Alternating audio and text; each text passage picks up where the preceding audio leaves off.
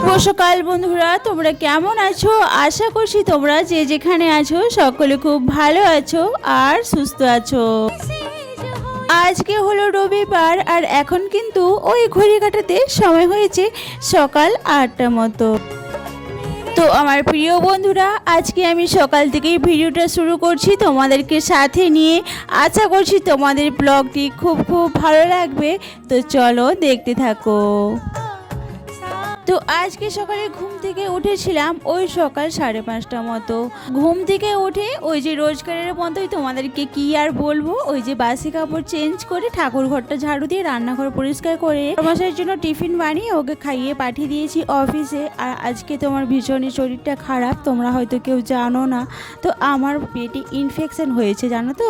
তো তাই জন্য তোমাদের কালকে আমি ব্লগ দিতে পারিনি। তো তাই জন্য চেয়ে নিচ্ছি সরি। আর কি বলো তো, শরীর খারাপ হলেও কিচ্ছু করার নেই গো, কিচ্ছু করার নেই। কেউ এক গ্লাস জল দেওয়ারও নেই আমার এখানে।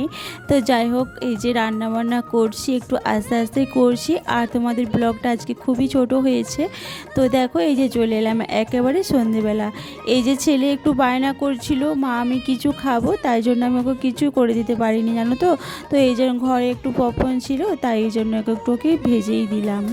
জানো তো বন্ধুরা, যবে থেকে বিয়ে হয়েছে আমার হাজবেন্ডের কিন্তু ইনকাম খুবই কম, কিন্তু কখনোই কোনো জিনিসের অভাব রাখেনি। সমস্ত কিছুই পরিপূর্ণভাবে দিয়েছে। তখন ইনকাম করেছে দিয়েছে, আর এখন তো ইনকামটা খুবই কম হয়েছে, দোকান তো নেই। আগে আমি যেটাই চেয়েছি আমি সেটাই পেয়েছি, আর আমাকে কোনোদিনও বারণও করেনি। আর ও যে জিনিসটা দিতে পারবে না, আর সত্যি কথা বলতে আমি কোনোদিন দাবিও করিনি। সংসারের স্যাক্রিফাইস কিন্তু দুজনকেই করতে হয় সমানভাবে, স্বামী স্ত্রী দুজনেই, তাই না বলো? আমরা কিন্তু সেভাবেই একটা সুখী সংসার গড়ে তুলছি। আর কি বলো তো, মেয়েরা কিন্তু কখনোই ভাত কাপড়ের অভাবে সংসার ছাড়ে না জানো।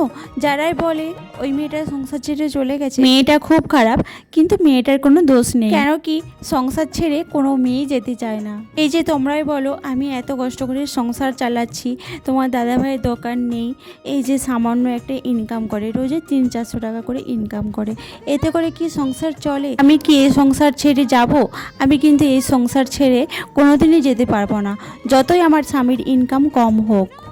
কষ্ট করে দুজনে তালে তাল মিলিয়ে কাঁধে কাঁধ রেখে তবে একটা সংসার করা যায়। দুজনে খেটে খাবো, দরকার হলে লোকের ঘরে বাসন মেজেও খাবো, তাতেও আমি রাজি আছি, কিন্তু এই সংসার ছেড়ে আমি কোনোদিনই যেতে চাইবো না। কিন্তু কখন এই সংসারটা মানুষ ছেড়ে চলে যায় জানো তো? ওই যে যখন স্বামীর অবহেলা আসে, তখনই কিন্তু মেয়েরা সংসার ছাড়তে বাধ্য হয়, তাই না বলো? আমার তো সেটাই মনে হয়। বন্ধুরা তোমরা কি বলো? কারণ কি বলো তো, এই যে দিন দিন কষ্ট করে সংসার গড়ে তুলছি, আর আমি কি সংসার ছেড়ে যেতে চাইবো? আমি কিন্তু যেতে কখনোই চাইবো না, যতই ঝড়ঝাপটা আসুক। তো যাই হোক বন্ধুরা, তোমরা একটু পাশে থেকো তাহলেই হবে, আর কিছু চাই না। কারো কাছ থেকে কোনো কিছু কোনোদিন আশাও করিনি আর আশাও করব না। শুধু তোমরা একটু ভালোবাসা দিয়ে সাপোর্ট করো, কেমন?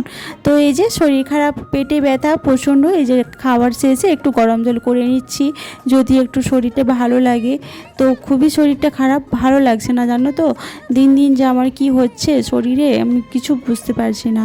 তো চলো যাই হোক, আজকে ভিডিওটা এই পর্যন্তই। আবার আসছে একটা খুব শীঘ্রই নতুন ভিডিও নিয়ে। তোমরা খুব ভালো থেকো, সুস্থ থেকো, আর কে কোথা থেকে দেখছো একটু কমেন্ট করে জানিও।